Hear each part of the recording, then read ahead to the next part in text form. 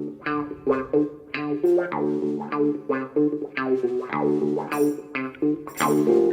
to Legends and 70s podcast with me, the Gabbie Cabbie.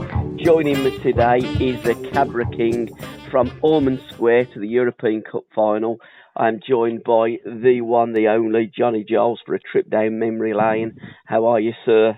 I'm okay, Paul. What did you do with that short pass, Johnny? Well, first thing you do, get it under control. Yes, absolutely.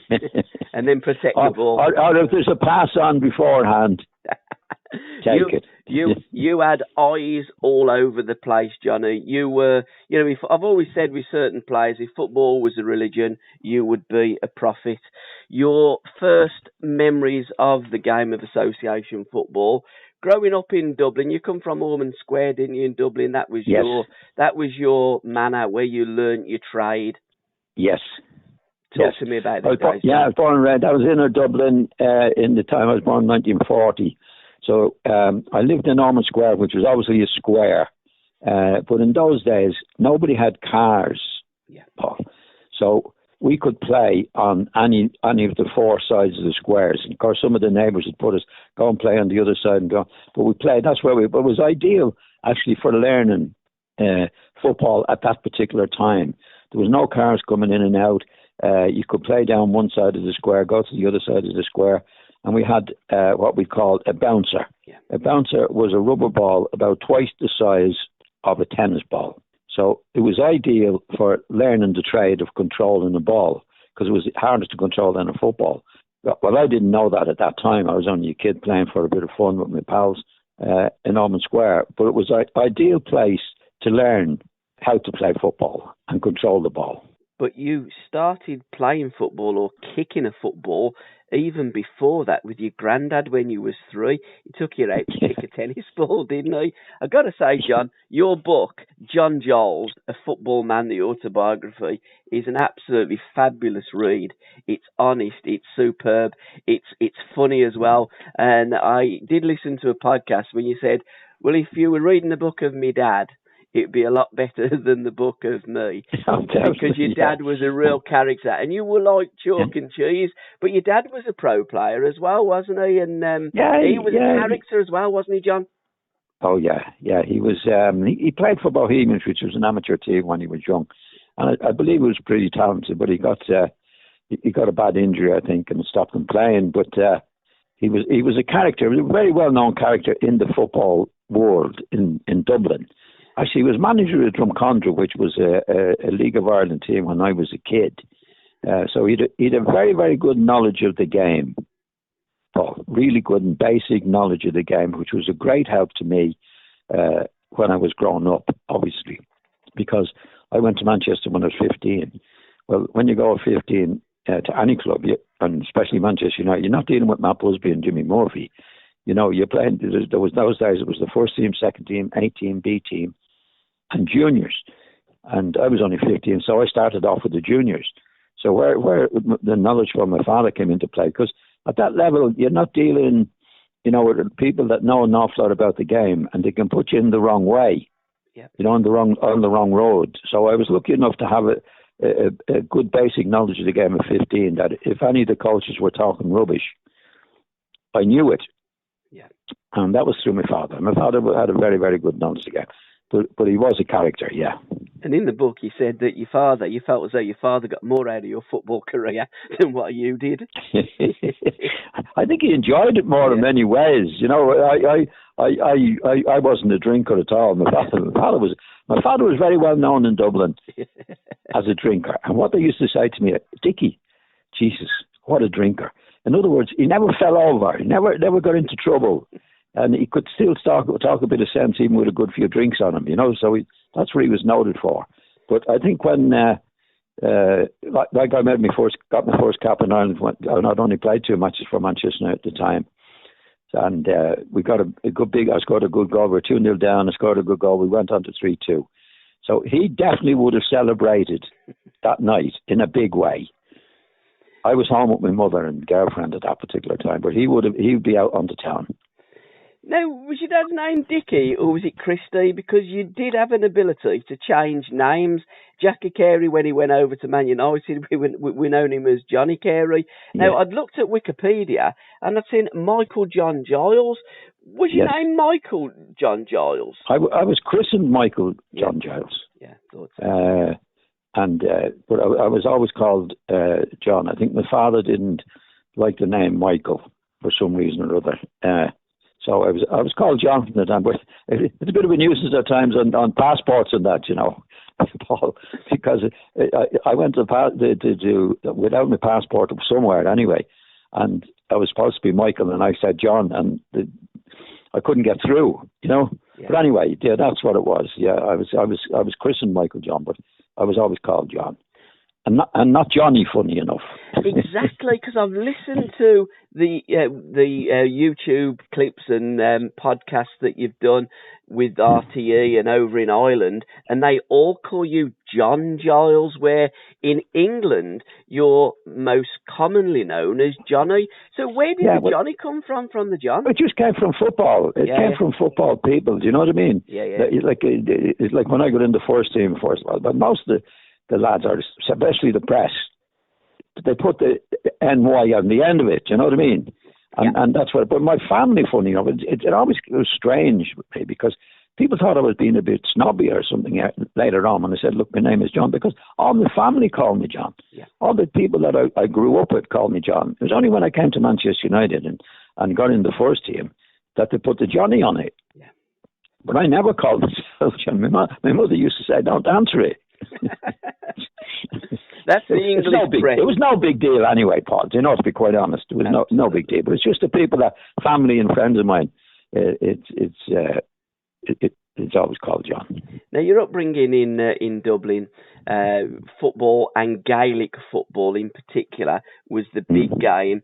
Certainly, tennis was another English game that you loved, and you met your wife at a tennis club as well, and golf. So you almost was more English than Irish, and you were a corner boy as well. So talk us through that, John. You're growing up and going through secondary school, because you took a little bit of stick, didn't you? Especially from one teacher. Yeah. Well, funny enough, my grandfather was English.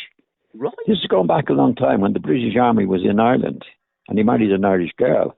But my grandfather was English, and he was killed in the First World War. So I never got to know him. So I come from a little bit of an English background, and also from a soccer area. Yeah. Because in Ireland, as you say, in those days, Gaelic football was the national sport, and anybody that played soccer at that time wasn't very, very well received. Yeah. And funny enough, in school, I played Gaelic. I enjoyed playing the Gaelic, but Boxer Murphy was the man you referred to there. Funny enough, he wasn't a Christian brother. He was a lay teacher, and he gave me a hard time over it because I was known as a soccer guy. He actually said, you'll go to, or you'll be out football with all those corner boys. Corner boy wasn't a very nice person in Ireland in those days, and you think you're going to go to England to play football, But I got over him. He didn't mean anything to me. I knew what I was trying to do and what I wanted to do anyway. But it was the time and the place in Ireland at that time where soccer was very much not received well by Christian brothers and school teachers. Absolutely, you did refer. It was the English game, you see. It was the English game, and I'm going back to 1945, 46, 47. It's changed a great deal since those days, Paul. But that was the time. That was the climate that was in it at that particular time. But it never bothered me. It never stopped me playing football with my pals in Ormond Square. And you're right, it was a terrible time. I mean, there has been terrible times in Ireland. And your mother and your grandmother were at Croke Park, wasn't they, on that bloody Sunday, that horrendous day. And thankfully, they survived to tell the tale. Yeah, my mother. Yes, my mother was a dealer. You used to call them a dealer. She'd bring all the fruit and sweets on the day to get into Croke Park and sell them on that day. And she was there on that day, and my mother was there as well. But luckily enough, they didn't get into any trouble in what was happening on the day anyway. Who did you find was your biggest opponent, Johnny, whilst you were playing football? The lady whose door was open that burst your bouncer, or any other footballer that you played against? Well, she was deadly to all us pals, because we used to play with a rubber ball, to say, with bouncer, and and there were spikes around the square. So something I remember, sometimes we just got together a few pence in to get the ball, and you come around and it hit the spike on the thing and it'd be gone. Yeah. So we didn't have that money to replace it. But and this lady, behind one of the goals we had, she used to leave the door open. And of course, a bit of bad luck is somebody scores a goal, it goes through the door, and the ball was gone. And then she'd come out with it in her hand and throw it to us, and we'd be all cheering. But she'd put a puncture in it. It was no good to us. And that was the bad days we used to have there. When she got a hold of the ball. And there's a blue plaque there as well, isn't there? By the side of no ball games. Well, it is now. Yes. Like in my day, you could play football, but funny enough, a few years ago, I got an honorary place in Ormond Square. Yeah. Funny enough, and just down from Ormond Square, there was another notice: no football allowed. And it's where me and my pals used to play football all the time. But times have changed. Now it's a bit of a yuppie place, Ormond Square. And there's a lot of cars around there that wasn't there in my day. It was a very working class area. But again, Paul, ideally for learning the basics, the trade of the game, controlling the ball. Absolutely. And there's not many blue plaques that were given out. I believe you and Patrick O'Connell. Now, they give him a bridge as well. So what happened to the Johnny Giles bridge? I don't know about that. I'm not too bothered about that anyway, Paul. I mean, there's a nice plaque in Ormond Square, and that's absolutely that's good enough. John, who were your heroes growing up as a kid in Dublin? Because you come from Cabbie, and that's the same district in Dublin that the great Liam Whelan come from. No. I mean, the English people. Yeah, I didn't come from Cabbie. I didn't come from Cabbie, Paul. Oh, I came from Ormond Square. Ormond Square was about in the car now would be about 15 minutes to Cabbie. Cabbie in those days was a new estate. Gotcha. From the bad housing. There's a lot of bad housing in Dublin in those days. Yeah. And they built Cabbie was one of the estates that people could move out of inner Dublin. There, but I didn't. My parents stayed where we were. But Liam Whelan did come from Cabbie. So, who were your heroes when you were a kid and you were playing in Ormond Square? Who did John Giles want to be when he grew up? You can call me Johnny, by the way. It doesn't bother me in the least, Paul. No, I was. First of all, there was no television in those days. Yes. You might hear a bit of radio and that. So most of the matches that we would see, the big matches, would be the international matches, where Ireland would play, whether it be Scotland or Germany or any of those players. And our heroes were the lads, obviously, that played in the Irish team, and the captain in those days was Jackie Carey. Yeah, as you said early on, he was Jackie Carey and then he was Johnny Carey, and he was one of the greats. Yeah, he was one of the greats. He captained Manchester United when they won the cup in 1948. He was Footballer of the Year in 1949, and he was a great player. So me and my pals, he was our big hero. Now we had lots of other heroes: Tommy Eggleston, Peter Farrell, who played for Everton, Con Martin, who played for Villa. We'd lots of other Davy Walsh, who played for West Brom. So we'd lots of heroes from the Irish team, but we didn't see an English match. But we latched on to Manchester United mainly because Jackie Carey. Yeah. Now you did say that you come over to Manchester United, a 15-year-old kid, and you did. But you'd also come over previously as a 14-year-old boy on a boat. And that's when you bumped into Duncan Edwards when he was eating an apple on a wall. Yeah, they had a man called Billy Bean, who was a scout in Dublin, and he'd been watching me for a few years. And what they decided was that they would send me over to Manchester when I was 14 to make an attachment to them, because it couldn't go until you were 15 on a permanent basis. And I think they want to make sure that no other club would come in for me. Yeah. You know what I mean? As a schoolboy. But I always wanted to go to Manchester, mainly because, again, Jackie Carey, we followed Manchester United. And they decided to send me over at 14, which was a year before you could go on a permanent basis. But Manchester didn't throw the money around. They didn't send me over on the plane. They put me on the boat. There used to be the Munster and the Leinster boat. Would go from Dublin to Liverpool. Yeah. And I was on the boat. I remember my mother, I think a mother pinned a pound inside my pocket because she was worried about me going. I never thought anything of it at the time, to be quite honest. But the only time I got scared, I made my way from the boat to the train. And it was only when I was getting into Manchester, about 10 minutes before I got into Manchester, I got worried. Because there was somebody meet me at the Joe Armstrong, who was the man who did that job, was meet me in Manchester. But I never met him before, and he never met me. Yeah. So the only thing I was worried about, if we don't know each other, where am I going to end up here? Because I'm going to be completely lost. But he got me straight away. He knew I had a broken down old bag case, and he knew. He was used to picking the kids coming to Manchester United up from there. So it was okay. I've got to say, John, as a Birmingham City supporter, I wish you'd have ended up in Birmingham, because we'd have loved you at Birmingham City. but you did end up at Manchester United.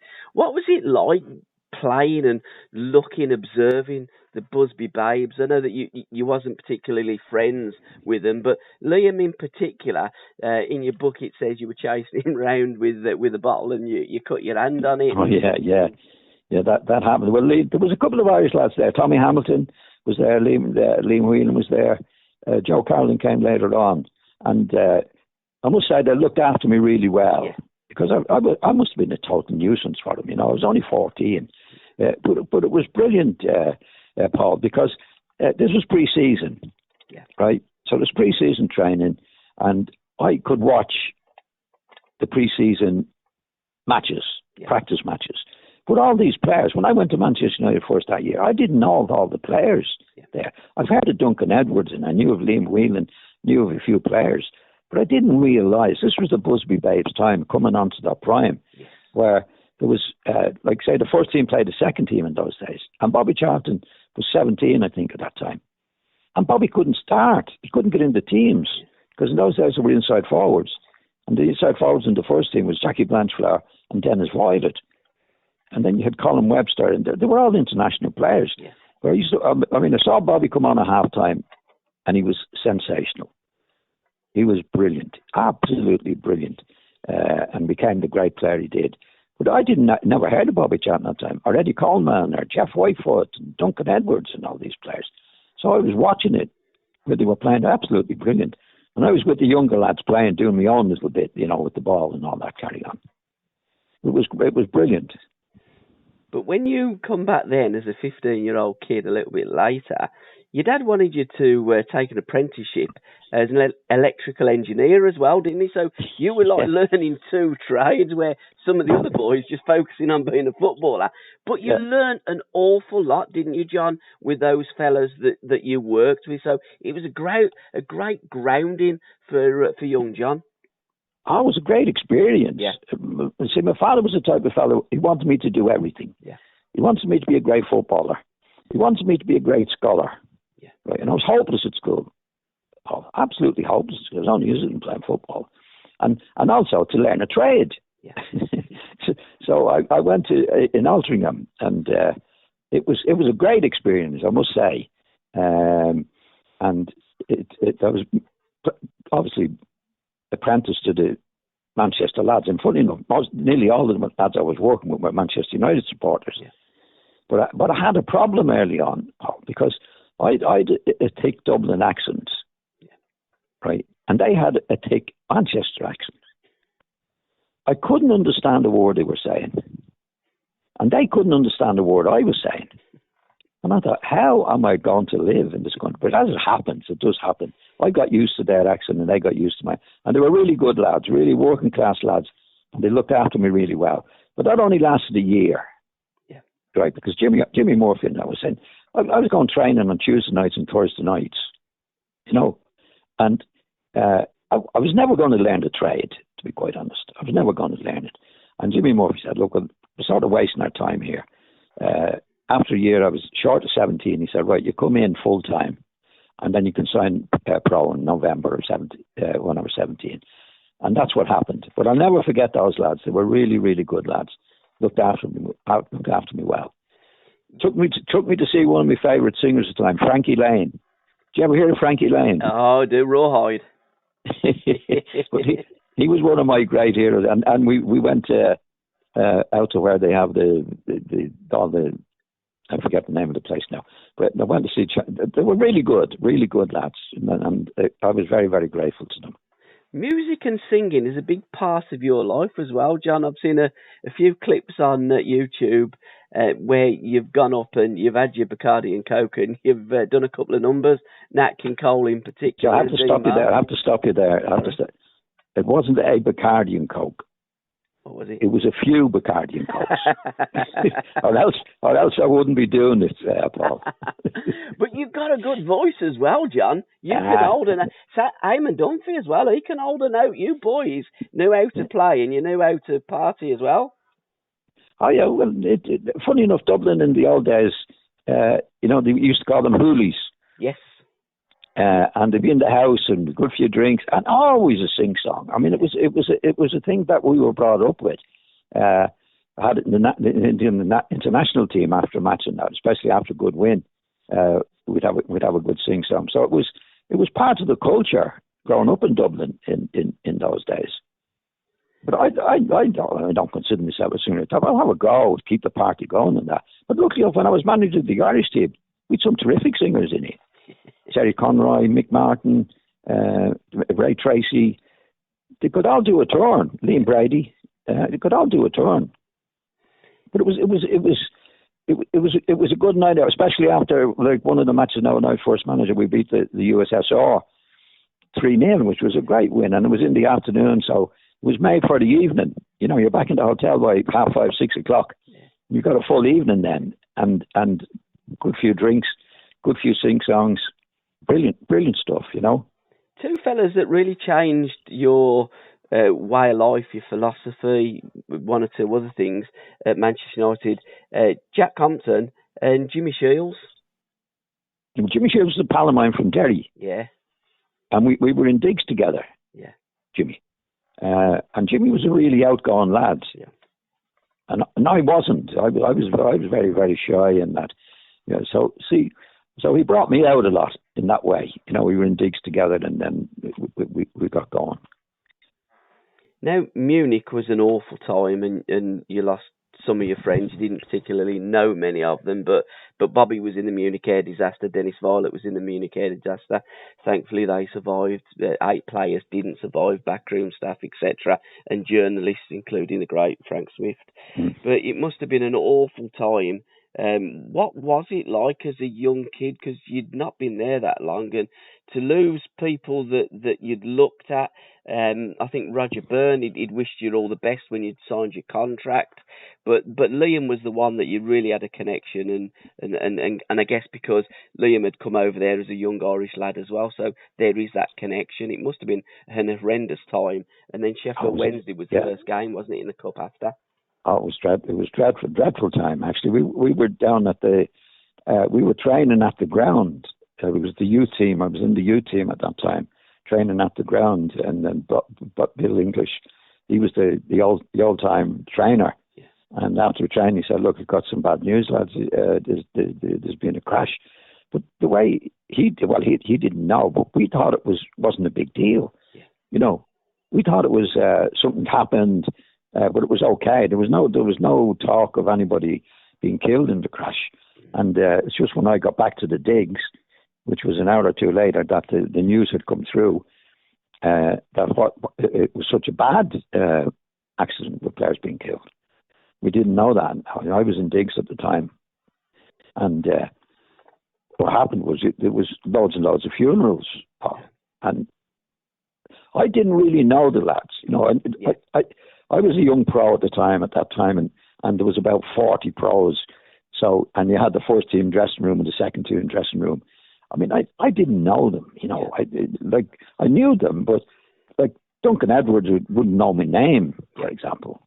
few of them did. Some of them were friendlier than others. Eddie Coleman was a very friendly guy, and that. Few of them, then obviously Liam Whelan, because he knew from Dublin. But Tommy Taylor and David Pegg and Duncan Edwards, they wouldn't have even known me in the place. So it was a very, very hard time for everybody at the club, and particularly for lads like myself in digs, because we were going to the funerals. Yeah. That's all we did. We were told, don't go near the ground for 2 weeks, but we had to go to the funerals. And it was very, very, you can imagine what it was like in Manchester at that particular time. It was a dreadful time.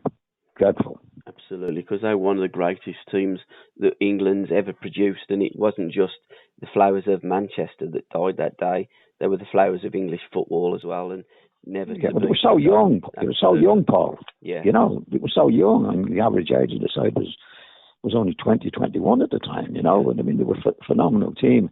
I mean, you could have picked 2 teams at that time easily. I mean, Bobby Charlton was only just getting into the team at that time. And then Liam Whelan and Colin Webster and Jackie Blanchflower, Dennis Voiler was a terrific player. Absolutely. Terrific player. Shay Brennan, he was the star of the first game, wasn't he? At the Cup game against Sheffield Wednesday. But you played a little practical joke on Shay, didn't you? You pretended to be somebody else, and he was so chuffed to be playing for Ireland, because he was the first one, wasn't he, that looked at the grandparents and was able to play for the Republic of Ireland. When did the Republic of Ireland become Republic of Ireland? Because when I was a kid, it was ERA. Well, funny enough, they're only celebrating 50 years this year that the FAI became independent. Right. Of the 50 years this year. That's why they had a big match last year. I was over for it in Dublin against Belgium. It was a friendly match, obviously, but it was to celebrate, and they had a lot of players and different people at the match. I was one of them to celebrate the 50 years. Oh my goodness! 1921. Because again, when I was 22. A kid, it was always ERA, and then all of a sudden it changed to the Republic of Ireland. But Shay Brennan, he was a good lad, and he was a pal of yours, and scored a brace against Sheffield Wednesday. You were watching that game on the wall. My dad actually went to that game. There was a lot of people from all around the country that got on coaches and buses just to be a part of that, just to be there. Man United borrowed players that were already cup-tied, but the rules were relaxed, so Manchester United could get a team out and got to the final. Unfortunately, got beat by Bolton Wanderers that year. Yeah, well, Shay was. I was at that time in the A team and B team. Yeah, along with Shay. And we were very good pals. Shay was very Irish in his way, you know. His parents were Irish. Yeah. And one of the great lads. Really, really very good to me, very friendly. And we played in the A team together, which was the third team. And, we knew each other very, very well. But I remember afterwards, Shay got in the first team. And we came to the same conclusion. I didn't think Shay was going to make it in the A team. And Shay didn't think I was going to make it. We were sort of going nowhere. But Shay played, obviously, in the first match when they were really strong. He played outside left, actually, and scored a goal in the match, Shay. So Shay became a hero immediately with the Manchester crowd. Now, he didn't last in the first team very long. He wasn't in the cup final or anything. But he did his bit on that particular day. And it was one of those nights which was very, very sad night, on sad occasion, really, although they won the match, you know. Absolutely. But Shay was one of the great. He was one of, he's talking about a man's man. Yeah. He loved to drink, he loved to bet, and he was really, really, he was very, very good to me. And he was good to everybody. He was just one of those great lads. Now, you were still at United, and you played in the 63 FA Cup final for Manchester United.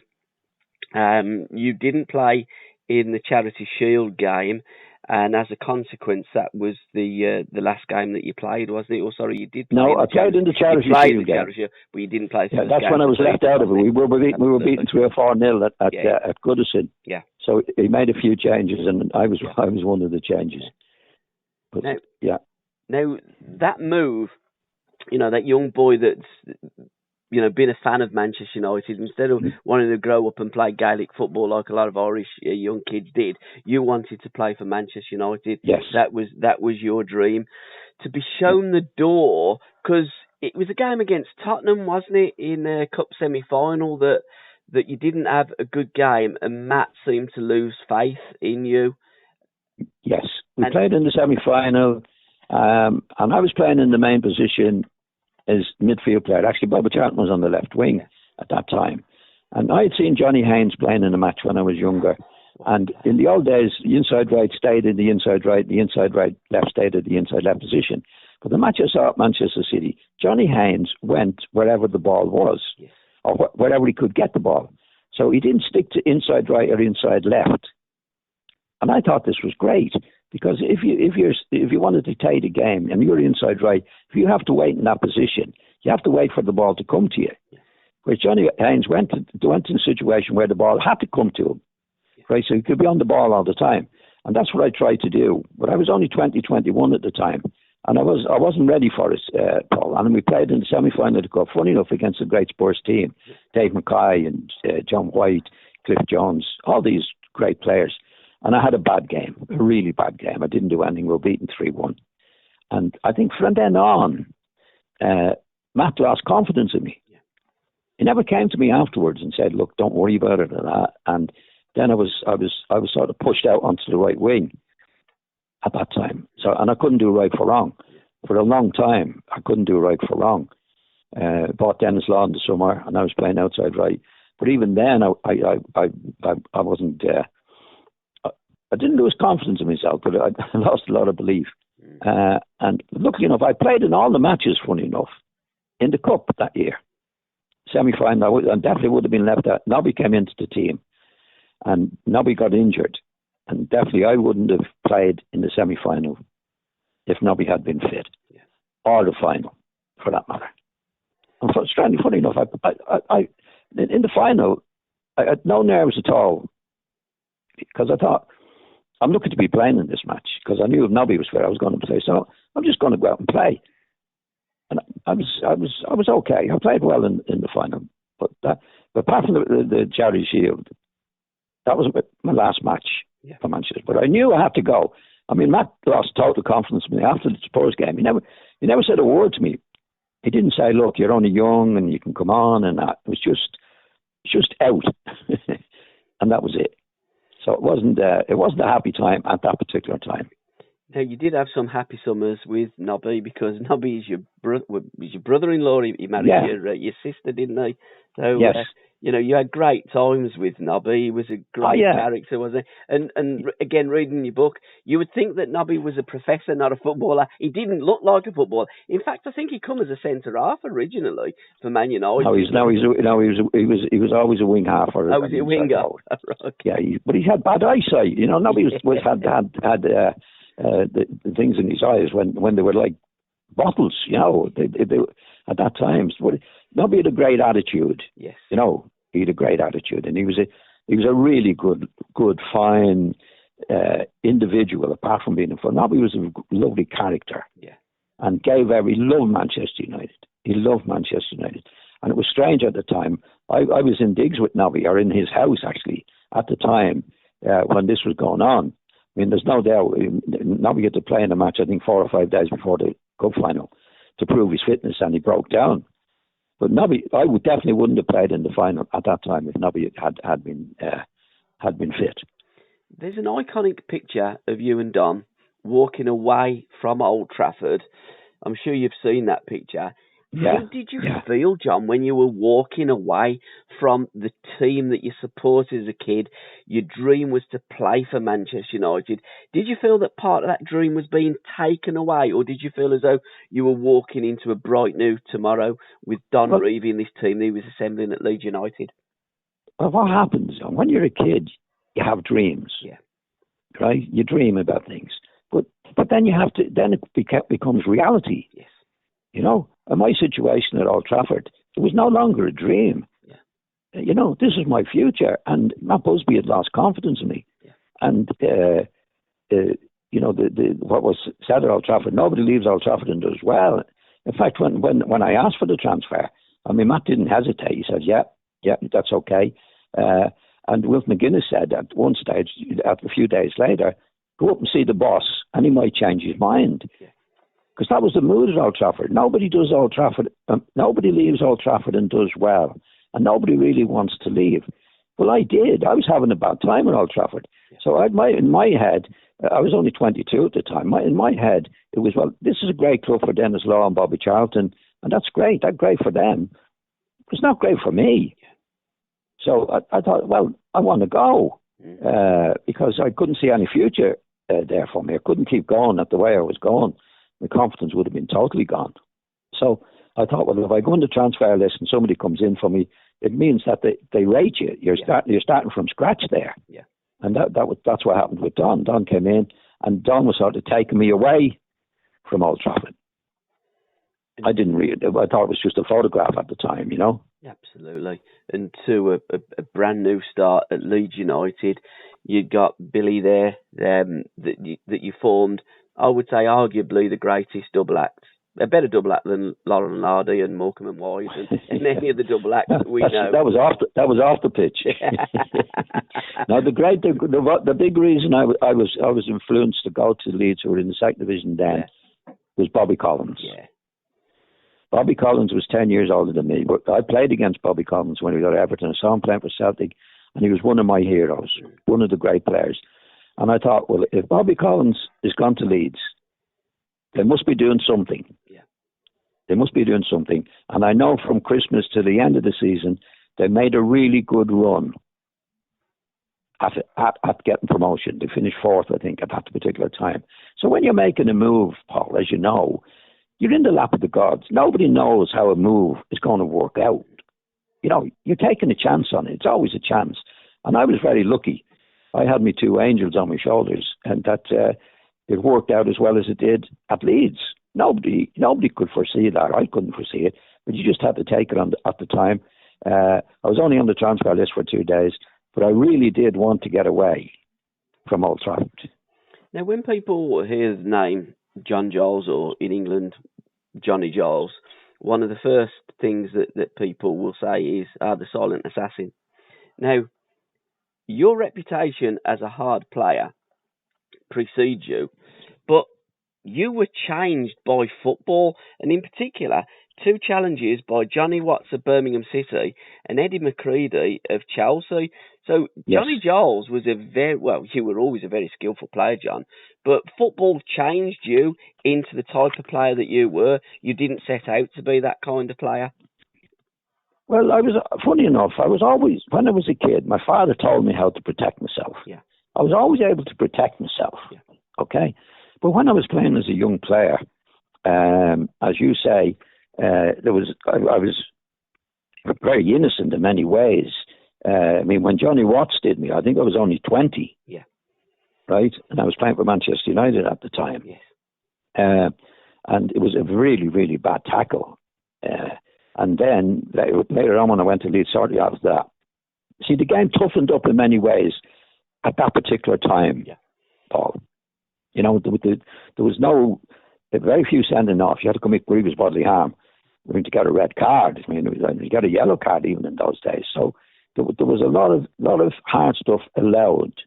And Johnny Watts did me, I think I said I'm only 19 or 20. And then shortly after that, when I went to Leeds, Eddie McCready did me. I was carried off with knee ligaments. Yeah.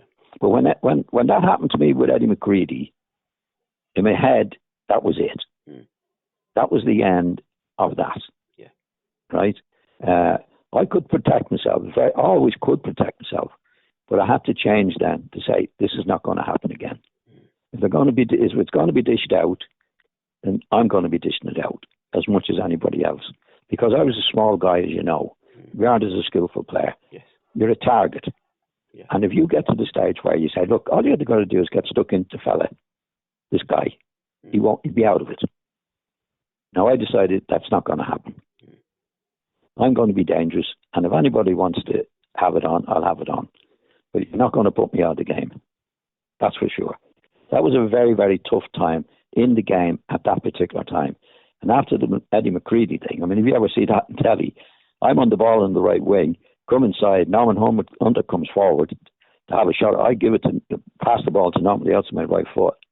And I'm watching Norman having the shot when Eddie McCready tackled me. Yeah.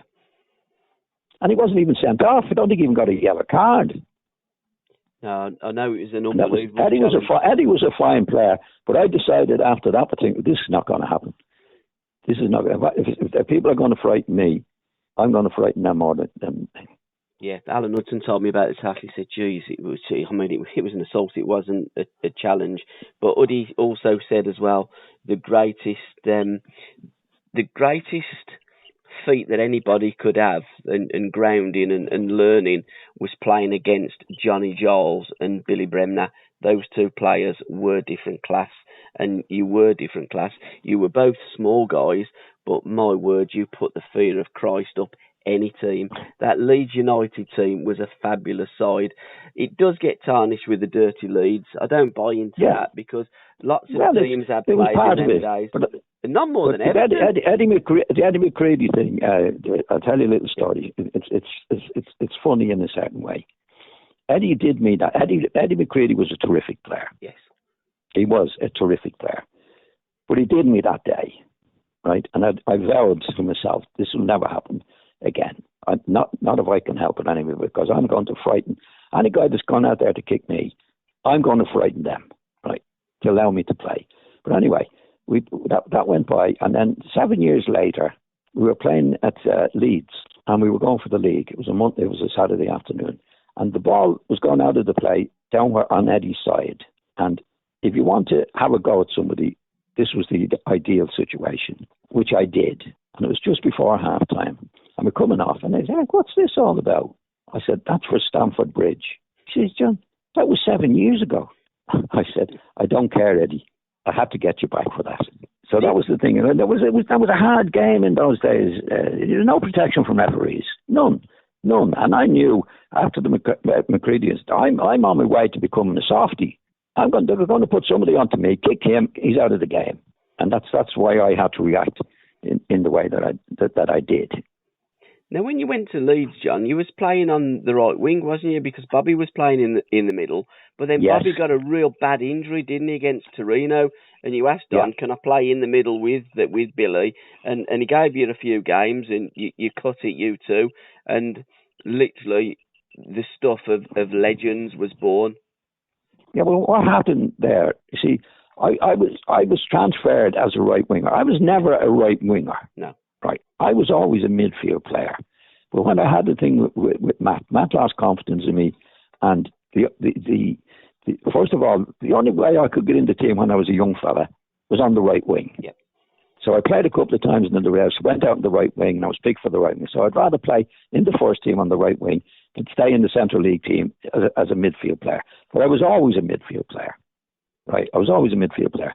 So when I went to Manchester United, and Don came in to buy me, because I played in the cup final on the right wing for Manchester United that year. So when Don saw me playing, I think he thought I was a right winger, and he certainly bought me as a right winger. Yeah. Okay. Now I have an angel on each shoulders. What happened? That was ideal for me in my career overall. I went to Leeds because Bobby Collins was there. I didn't know so much of Billy, and I played on the right hand side to Bobby. So I was 22, right? What had happened at Manchester United when I was 21, I tried to do something that I wasn't ready to do. Yeah. Okay. So I went to Leeds, I'm 22, and Bobby Collins is doing his bit, and he was a great midfield player. Right. And then after 2 years, Bobby got injured. And I was going on 25 at this time. Now, I was ready physically and mentally to do it at that stage. Now, Don didn't know that, but I went to see Don to say, could I take over from Bobby at that particular time? Because Bobby was going to be out for a long time. And he wasn't so sure, Don. He said, I'll give you 6 matches to see how you go. And I did well in the 6 matches. And then that's when I became established then, with Bully and myself as the midfield 2. But I was ready for it then. You see, when I went to Manchester United, I was doing it in the match at Spurs. I was only 20. Yeah. I wasn't mentally ready for doing the job that I was trying to do. But when I moved into the middle of the field in Leeds, I was nearly 25. I was ready for it at that particular stage. In that Leeds team, again, it's all opinions, football. I've always said, or I've always had the belief that the Leeds team, if you wanted to play football against them, they'd out-football you. If you wanted to fight them, they'd out-fight you. I think in my lifetime, that Leeds United team was the greatest team that I've ever seen. And I think testament to that is most of us at a certain age could go 1 to 11 what that Leeds United team were. But when you first went up into the First Division, you come second, didn't you, John? You got to the FA Cup final as well. You almost won the double in your first season. That's how great a team that you were. Yeah, but that was that's before we became. Absolutely. I mean, any team. I think the 2 teams that we were promoted with, that was Preston and Sunderland, really struggled in it. So, like, we started with that this good feeling of, we're going to get stuck in, we're going to do our best in doing it. And at that stage, I just wrote some down the names here: Jim Storey, Ian Lawson, Albert Johansson, Don Weston, Alan Peacock, who we'd bought but he got injured, a lad called Willie Bell. These all played in that particular team, you know, and they played it when we got promoted. We were only beaten on goal difference to Manchester United, and runners up in the cup then after extra time to the great Liverpool team. So it was an unbelievable start to do what we did, and then kept going from there, where we finished down a bit the next year until, you know, we got to the stage where players came out. Alan Peacock was injured, then players went out of it, but players came in as well. Jimmy Greenhow came in, and we went on a bit from there. Then eventually we got Mick Jones and Alan Clark, and then the younger lads, because you don't forget, when I came into the Leeds team first, Norman Hunter, Terry Cooper, Paul Reaney, Paul Madeley, they'd never played in the First Division before, so they matured. Paul Madeley came into the team, Terry Cooper came into the team, right, and improved. We bought Alan Clark, bought Mick Jones, Eddie Gray came into it, Peter Lorimer came into it, Mick Bates came into it, all young players coming into the team that had shown a great sort of attitude to the game. And these were better players. I don't mean to be disrespectful to the lads we're in, but these were better players when they did come into the team. That I think that made Leeds a great team at that time, because the attitude stayed from the early days. That wherever we went, we were going to play, we were going to fight, we were going to do whatever needed to be done. And then these all Norman Hunter, I think Norman was only 19 when he got in the team. Paul Madeley was only 19. Paul Reaney was only 19. Terry Cooper was only 19. This was a young team. They were a young team. And then we then matured and got better and better from there. Absolutely. And again, let's get rid of another myth: the Neely men. Leeds United under Don Revie, at the same period of Liverpool under Bill Shankly, you won the same amount of cups. In fact, in 1969, when you won the Football League Championship, you actually won it at Anfield and took the trophy into the Cup. And the Cup that day were fantastic, wasn't they? Champions. That's when football fans had respect. Yes. We had great games with Liverpool over the years. Obviously, Liverpool in the early years were on top of us. They were the great team. And then as we matured, they got older, obviously, and then we came out on top. But as you say, I think Don had the same number of the major trophies as Bill Shankly. You know, but the thing was, we were up there so many times. I think we played and lost 3 cup finals. We were runners up in the league 4 or 5 times, but it was every year, Paul. Do you know what I mean? If you don't get into the cup final, you don't be runners up. So for our reputation, we'd have been better off not getting into cup finals or finish runners up in the league. But we won more than our share. Let's put it that way. In doing what we did in going into Europe. We were in Europe for 10 years on the bounce. And European Cup in those days, you had to win the league to play in the European Cup. Now there's 4 teams playing in the Champions League. So we only got 2 goals at it. One the semi-final and one in the final. But that was all part of the Leeds situation, where they said, well, they're runners up again. But we were runners up quite a few times. But it showed the confidence and conviction year in, year out, to do it again and again. Absolutely. I had the great pleasure of talking to Sniffer, and Alan was saying, yeah, Paul, we were going for the treble more or less every season.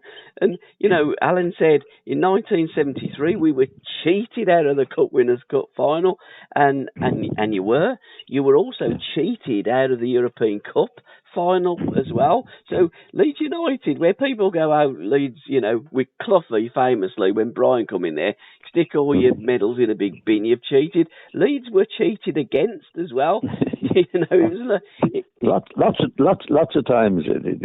But if you're there every year, you see, absolutely, and you're going to be runners up. If we'd been better off not getting to the cup finals, then you wouldn't be in the runners up situation.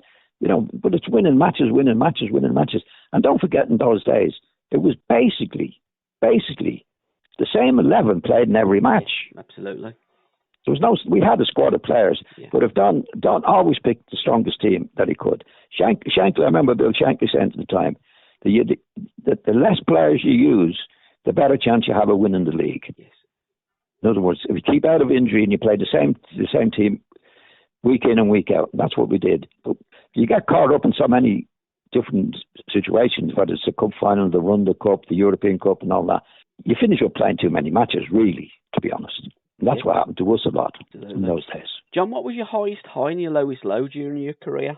I'd say the lowest low would be disappointments. I'd say I think the time we needed a draw at Wolverhampton and lost, that was for the double. We won the cup on the Saturday, but this was our 4th match in a week. We played on Saturday, Monday, cup final, and then again on the Monday, because the FAI wanted us to do that. There was an international match coming up. So we played, that was our 4th match in a week against Wolves. But that was for the double. We needed a draw for the double, and we were beaten. That was a huge disappointment. And your highest high? Well, the biggest, obviously, humiliation was losing to Sunderland in the FA Cup, second division team. That was the biggest humiliation. And funny enough, we made the most of it, the best of it. When Sunderland beat us, we got together as a team. We didn't get onto each other. We got together and Don said, right, we're going to go next year for the league and we're going to have it unbeaten. So we were down and out at that time, but the plague was killed us, me and Billy particularly. We were finished. We were gone. And the next season we went 29 matches unbeaten to win the league. Because time goes by very quickly. Sunderland had won the cup. They didn't get promotion. 12 months later, less than 12 months later, we're champions of the league again. Because we have the right attitude to go after the humiliation of Wembley at Sunderland. Alan told me exactly the same. He said, Don said he got you back pre-season because you always arrive back a week before everybody else, didn't you? And Don said, I've had a thought, boys. I want you to go the whole season unbeaten. Yeah. And you went the 29th game. You were going to equal Burnley. I think it was 1920-21 season. And you met Stoke City. And Alan Hudson influenced 3-2 when you were 2 goals up. I think Joe had a goal disallowed, didn't he? Joe had a goal disallowed. Yeah, well, I went off injured just after the second goal. Yeah, I know you did. So I'm giving myself a pat on the back now. But that's what happened. Yeah, we did. But we went on to win it. But when you played against that Stoke and Hudson scored, did you think, blimey, not him again? Because there was a lot between Chelsea and Leeds United. There was the rivalry. There was Hudson. I mean, Alan says to me, when the world's press wanted Manchester United versus Chelsea in the FA Cup final of 1970, he said, I didn't. I wanted to play against Leeds United because I wanted to play against Giles and Bremner. Alan got an injury and didn't play in that final, of course, but he just said it was the greatest test of any player to play against you two guys, and that's why I wanted to play against you. Yeah, well, fair. That's fair. That's a very, very, very high compliment in it. The thing is in football, as you know, you win some, you lose some. You have to take it on the chin, and like the Sunderland man that said, it was a huge disappointment, humiliation for us. But you have to take it on the chin. You have to say, okay, we didn't collapse. We came back. Yeah. I mean, even after the Chelsea match, Chelsea, we went extra time, as you know, two big matches. And I think we won nothing that year. But you start again in the summer and you say, okay, we'll go again, and go again. That's what was great about Leeds. We didn't pack it in after one season. We wanted to go again and again and again, and finished up winning a certain amount of trophies. Okay, we lost a few as well. Yeah. Runners up in them. But, you have to finish, you have to get to Wembley to finish runners up in the Cup. There's a lot of matches have to be won along the way among the team, but it's not getting down when you have to suffer the losses.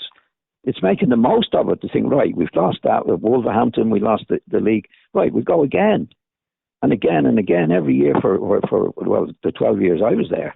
That's the way it was. That was the spirit that was in it. And at the end, as you say, we finished up winning as many trophies as Liverpool did under Shankly. Absolutely, but I'll tell you what, I couldn't name you the Liverpool team 1 to 11, but I could name you the great Leeds United team 1 to 11. What was your luckiest or unluckiest grounds, John, during your career? During my time, I seemed to do quite well at Leicester for some reason. Yeah. Yeah, Leicester probably. Yeah. An unluckiest ground? Did you had a ground where you thought, blimey, not that, I'd never had a good game there, or something? They had the Indian sign over us at that ground. It was just an unlucky ground, because you do get teams that you score or you play well against, don't you? And then others that you don't for some unknown reason. It's just bonkers, but it's just part of football. I'd say Birmingham might have been one of my unluckiest. Blimey, really? We played the year we got promotion. We were 3-0 down at Birmingham when we got a draw, and that was the night. Had we won that match, Manchester United would have had to win their last match of the season. That's how close it was that day. They'd actually won it in goal difference, Manchester United. But we would have been, well, it was on the Monday, I think, before again we were in the cup final that week. But we played Birmingham, and Birmingham were middle of the table team, but they went 3 up against us. We pulled back to 3-3, but it wasn't enough. And that's where I got injured as well.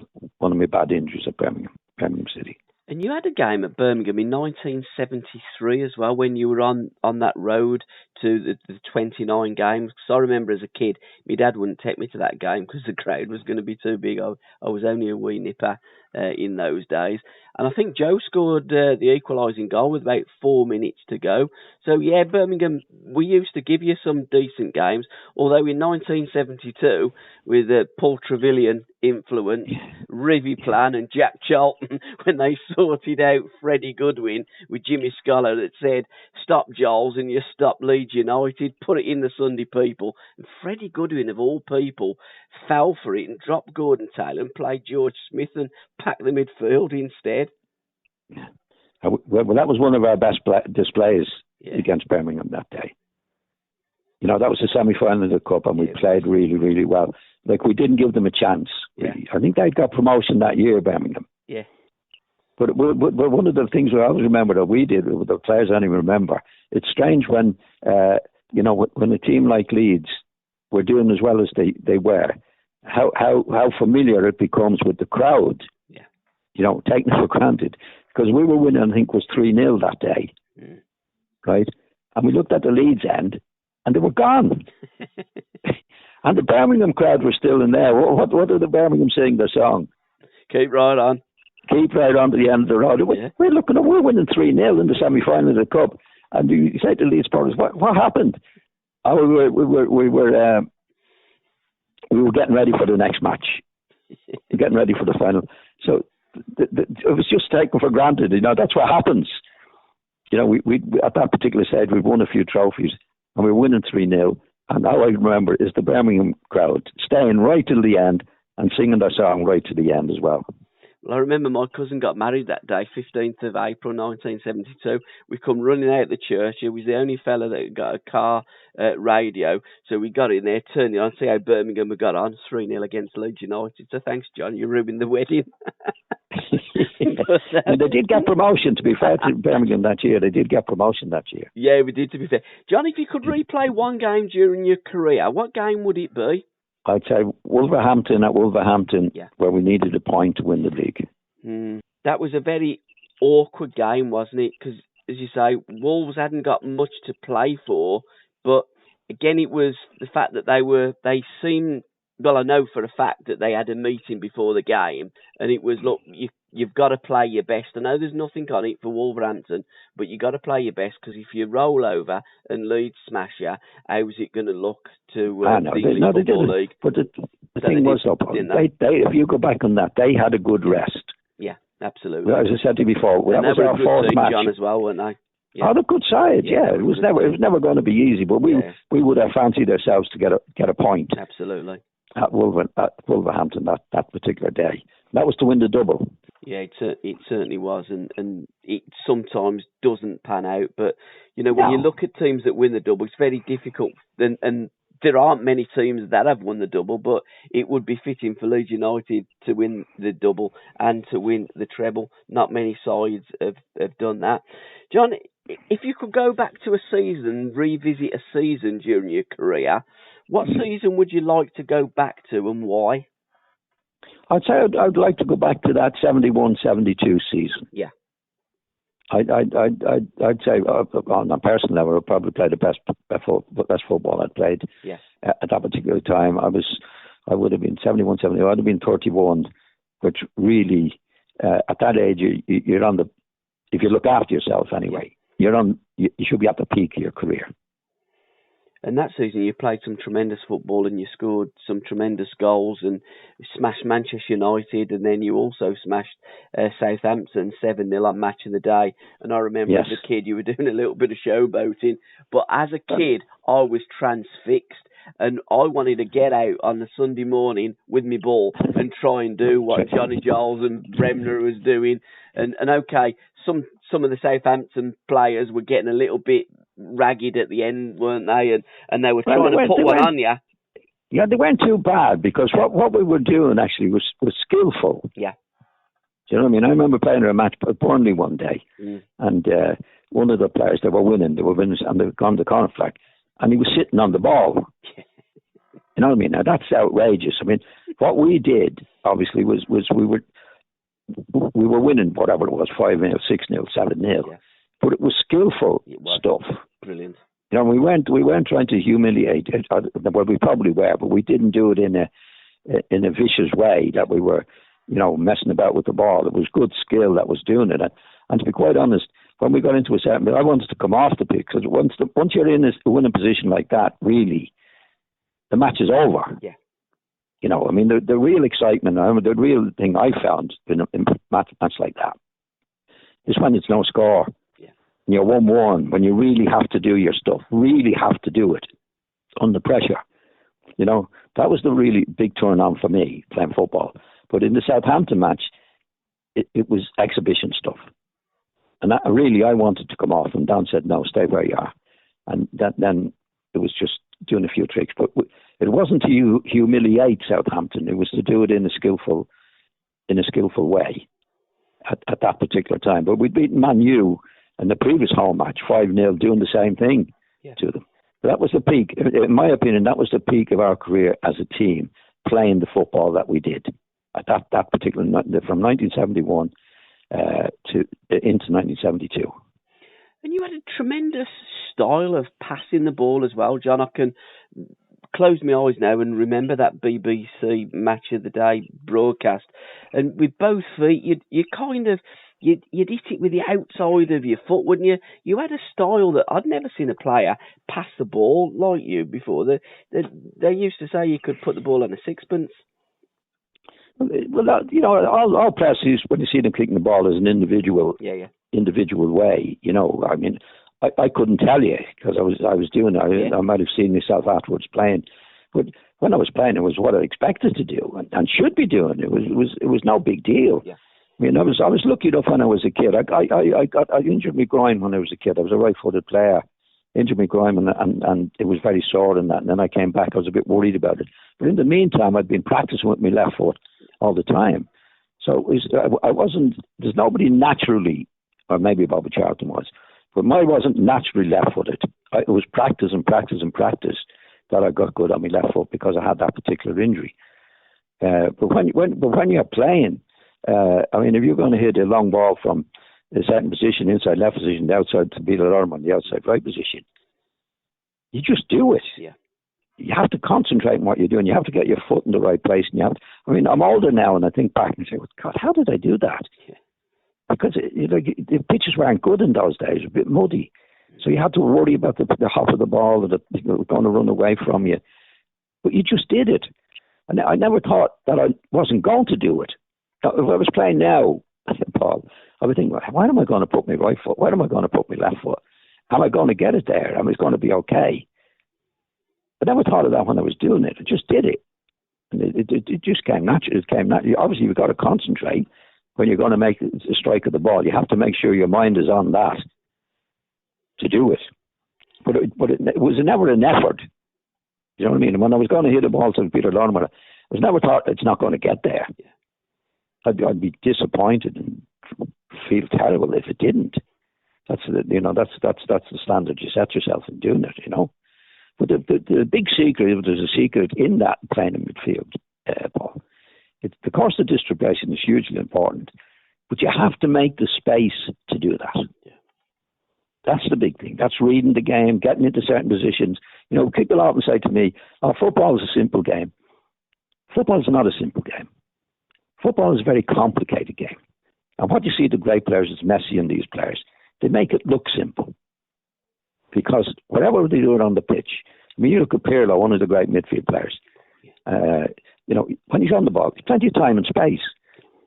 That doesn't happen by accident. Bad players, you see bad players when they receive the ball, there's always 8 players around them. They never have time and space to do it.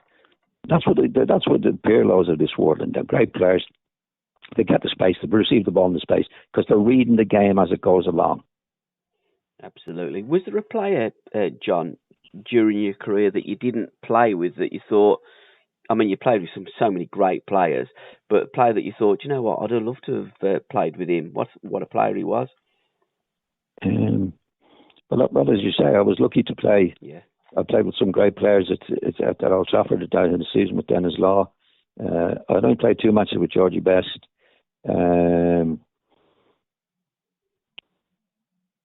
I think if I was playing now, I think I'd like to play with Harry. Yes.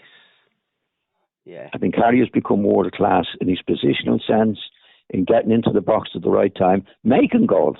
There's very few players that you can see, I will remember that scored as many goals as Harry Kane and made as many goals as Harry Kane. Yeah, and when he gets the ball in the middle of the field, he can control it, he can distribute it, he can beat a player. You know, like I go back to the players of my time. Mick Jones was a terrific player.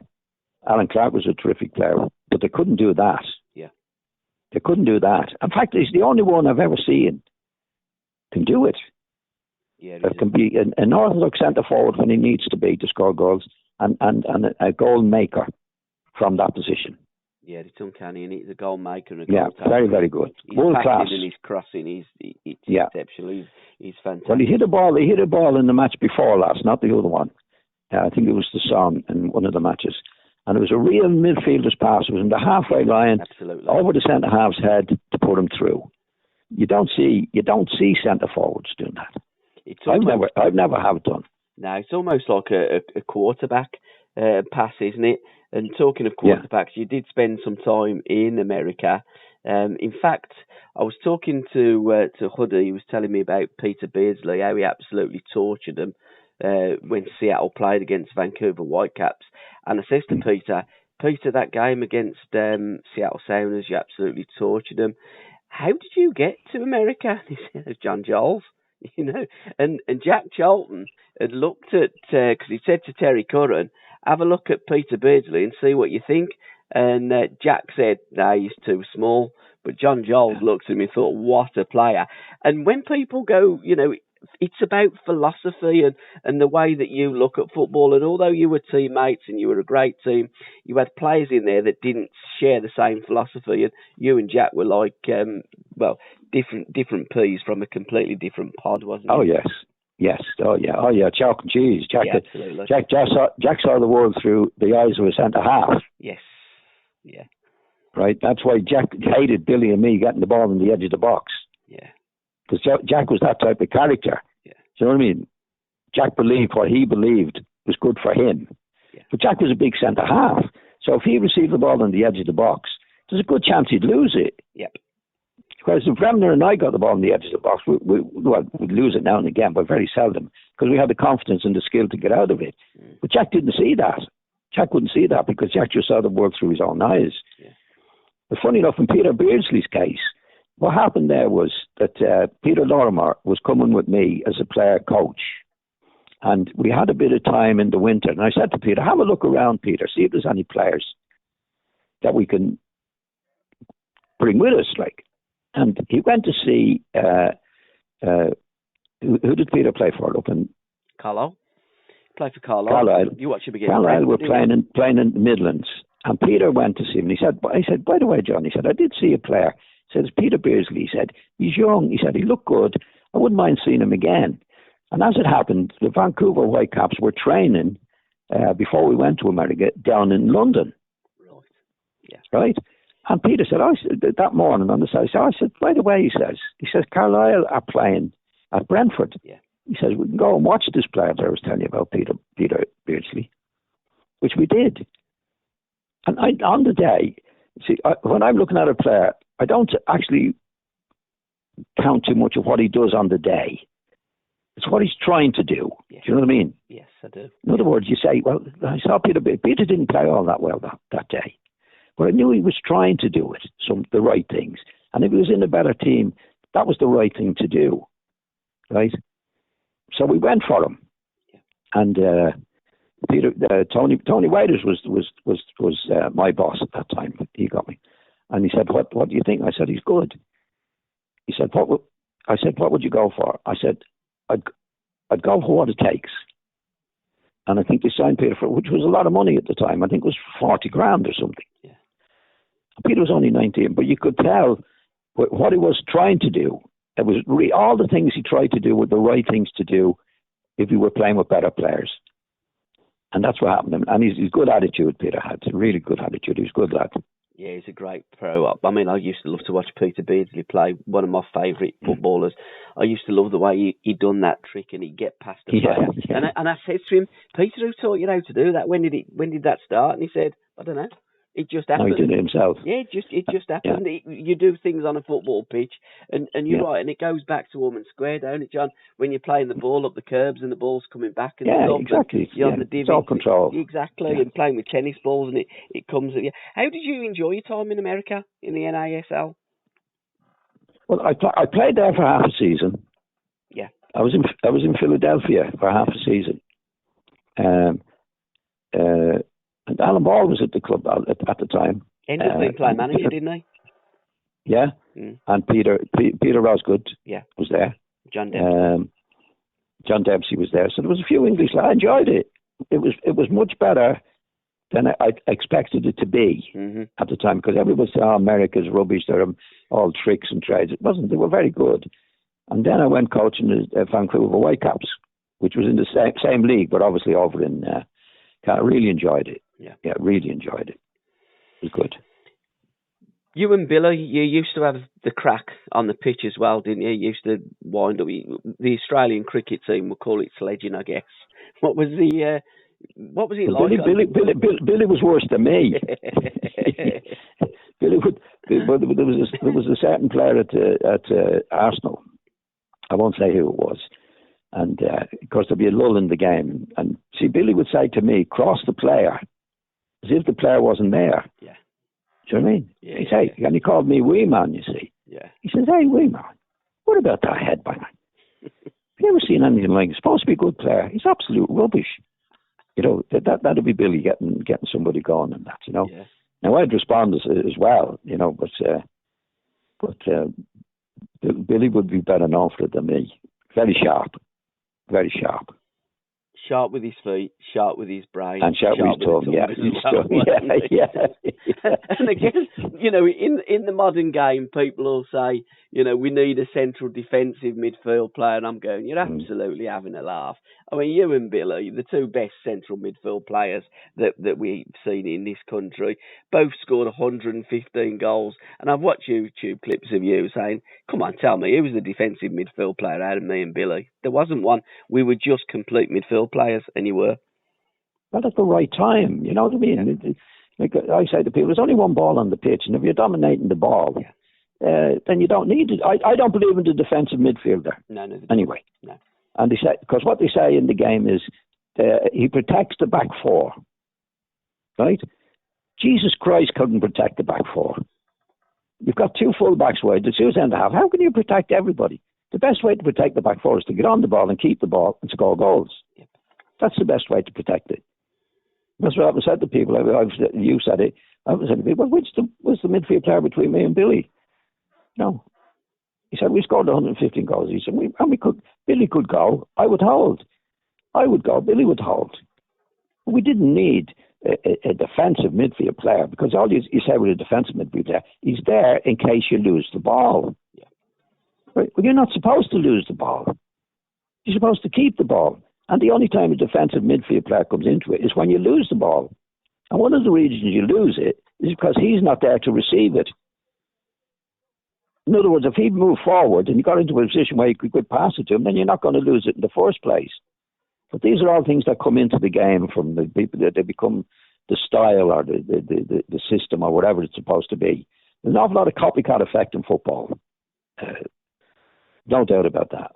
I think what's happened as well, John, over the years, football hasn't listened to players that knew what they were talking about and listened to people that didn't know what they were talking about. And you had a great career as a broadcaster as well with RTE. I love that, again, on the YouTube clip that I watched, 1963, great year. And you said, yeah, we won the FA Cup. And the girl was you got married, John, that year. Oh, yes. Yeah. But again, after football. I thought she was talking about, I remember that. I thought she was talking about football. She said 63 was a great year for you as well. I said, oh, yeah. I said, yeah, that's the year we won the cup. And I said, I didn't mean that. You got married that year.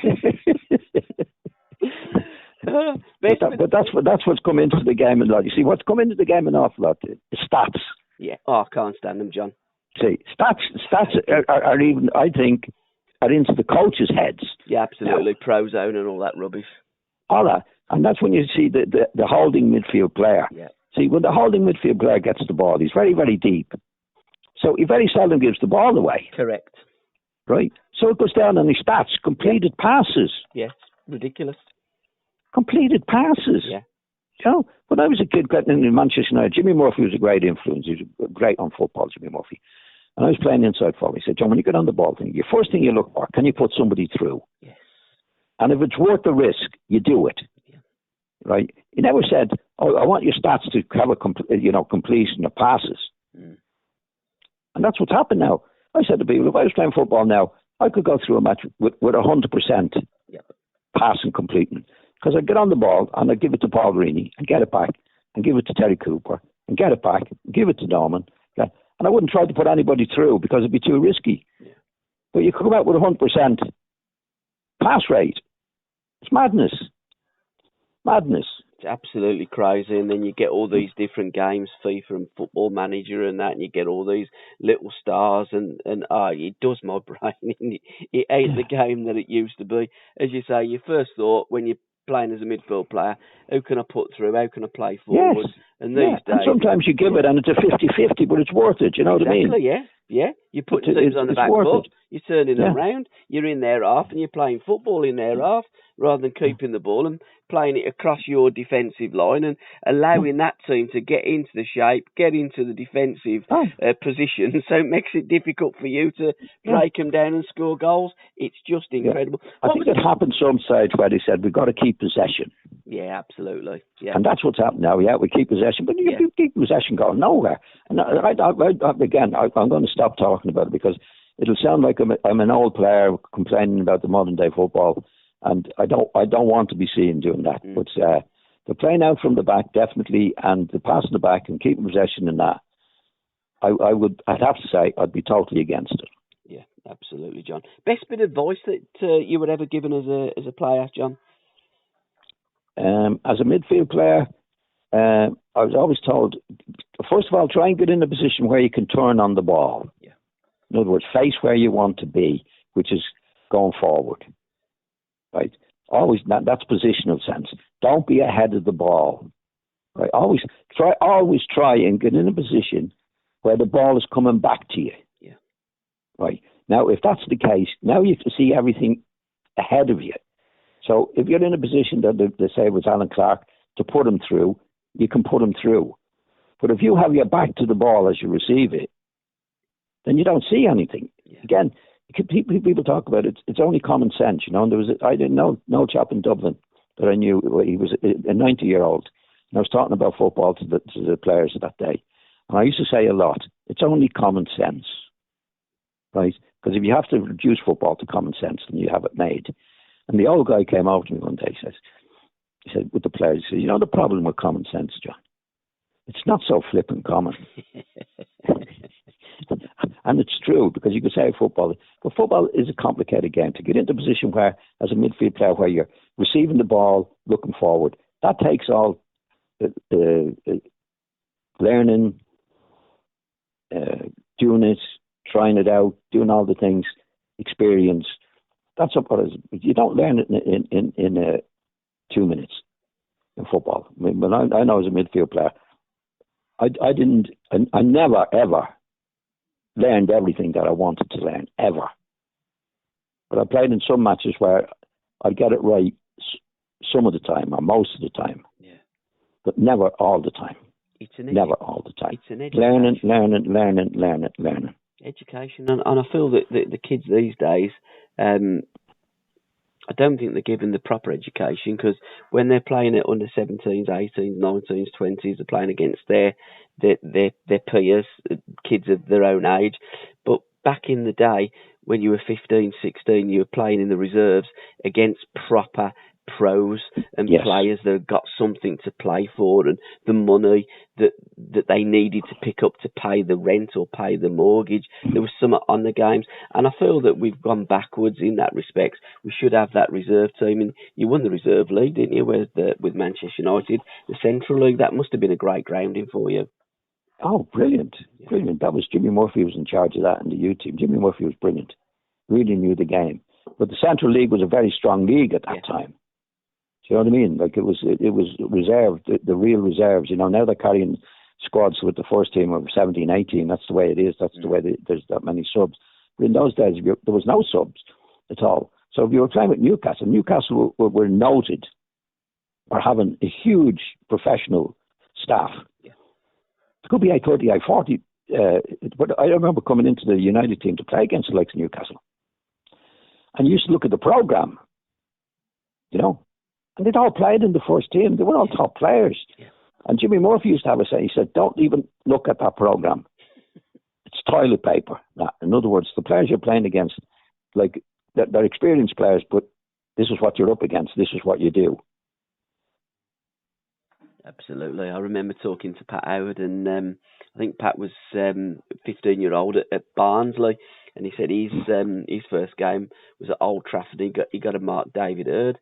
He said, by the time I finished it, I felt like crying.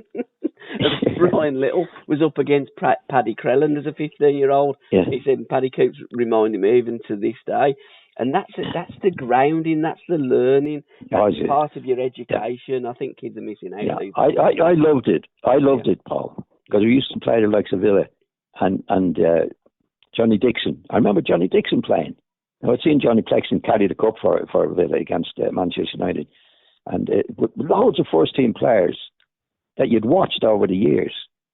And it was brilliant to be able to play against them. Absolutely brilliant. And I remember him standing there. I think Peter McFarlane might have played one day. You know, lads who I'd watched in the first team over the years. And it was great to play, great experience playing against them. Absolutely. Can't buy that. If you could have a drink, a one-to-one with anyone, dead or alive, anybody that's lived on the planet or is still living to this day, who would that drink be with, John, and why? Probably Shay Brennan. Okay. Because Shay loved to drink. He loved to sing song. He loved having a night out. and he was great company. Fantastic, Hans. Any song or songs that evoke memories during your career, John? Was there anything that you think that, or that brings me back to a time when? Oh yeah, well, it started with, I was never a rock and roll man. Yeah. I think it spoiled the people I liked. It was my man were Nat King Cole, Stardust, Yeah. Johnny Mathis, 12th of Never, Perry Como, and I Love You So. So that'd be three of my main boys that I would go for. Fantastic. John, it's been a wonderful trip down memory lane.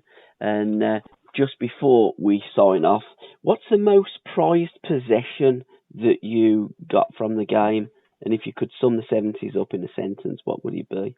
What would be the best What would be your most prized possession from the game? Memories, yeah. Summing up the 70s in a sentence, you sum up that golden decade of cherished to. Well, when you're a kid, you dream of doing certain things, Paul, as you know. Yeah. And the 70s, at our best at Leeds, a lot of my dreams came true. John, can I thank you so much? A joy and an honour. And those were the days, my friend. I really enjoyed it. Thanks very much. Thanks, John. Really appreciate your time. And thanks for the memory, sir. God bless you. Bye-bye. Bye. Thanks, Bye. John. God bless Thanks for you. listening, Yeah, bye. guys.